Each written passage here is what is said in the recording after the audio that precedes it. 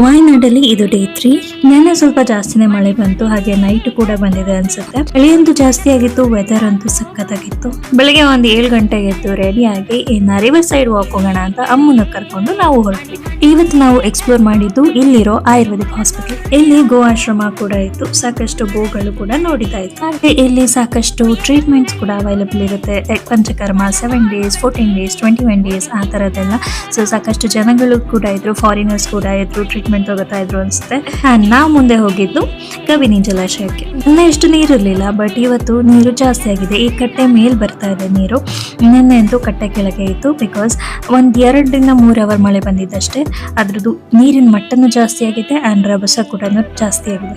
ಇನ್ನು ವಾಪಸ್ ಬಂದು ತಿಂಡಿ ಎಲ್ಲ ತಿನ್ಕೋಬಿಟ್ಟು ನಾವು ಹೋಗಿದ್ದು ಪೂರ್ವ ದ್ವೀಪ್ ಐಲ್ಯಾಂಡ್. ಇಲ್ಲಿ ಕಾಣ್ತಿದ್ಯಲ್ಲ, ಈ ತೆಪ್ಪದಲ್ಲಿ ಆ ಕಡೆ ಇರೋ ಪೂರ್ವ ದ್ವೀಪ್ಗೆ ಕರ್ಕೊಂಡು ಹೋಗ್ತಾರೆ. ಆಚೆ ಸೈಡ್ ಏರಿಯಾ ಬಂದ್ಬಿಟ್ಟು ಫಾರೆಸ್ಟ್ ಏರಿಯಾ ಆಗಿರುತ್ತೆ.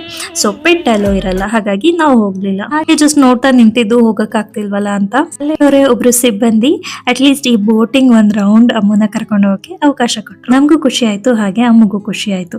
ಬರ್ತಾ ಒಂದ್ ಸ್ವಲ್ಪ ಟೀ ಕುಟ್ಕೊಂಡ್ಬಿಟ್ಟು ಇನ್ನು on the way tribal museum ಸಿಗುತ್ತೆ ಇಲ್ಲಿ. ಅಂದ್ರೆ ಈ ವಾಯನಾಡಲ್ಲಿರೋ ಟ್ರೈಬಲ್ ಪೀಪಲ್ ಹೇಗಿದ್ರು, ಅವರ ಜೀವನ ಶೈಲಿ, ಅವ್ರ ಕಲ್ಚರ್ ಆಗ್ಲಿ ಅಂಡ್ ಅವ್ರು ಯೂಸ್ ಮಾಡ್ತಿದ್ದ ಎಕ್ವಿಪ್ಮೆಂಟ್ಸ್ ಆಗ್ಲಿ, ಇದೆಲ್ಲಾನು ಇಲ್ಲಿ ಕಲೆಕ್ಟ್ ಮಾಡಿಟ್ಟಿದ್ದಾರೆ. ಇದನ್ನೆಲ್ಲ ನೋಡ್ಕೊಂಡು ವಾಪಸ್ ಆದ್ವಿ ರೆಸಾರ್ಟ್ಗೆ. ಇನ್ನ ಸಂಜೆ ಆಗ್ತಿದಂಗೆ ಸ್ನಾಕ್ಸ್ ಅಂಡ್ ಕಾಫಿ ಕೂಡ ಬಂತು. ಇನ್ನ ನಾಳೆ ವಾಪಸ್ ಬೆಂಗಳೂರು ಹೋಗ್ತಿರೋದ್ರಿಂದ ಇವತ್ತು ಲಾಸ್ಟ್ ಡೇ ಎಂಜಾಯ್ಮೆಂಟ್ ಅಂತ ಹೇಳಿ ಪೂಲ್ ಅಲ್ಲಿ ಬಿದ್ದು ಒದ್ದಾಡಿದ್ವಿ. That's all for the day. ಸಿಗ್ತೀನಿ ನಾಳೆ.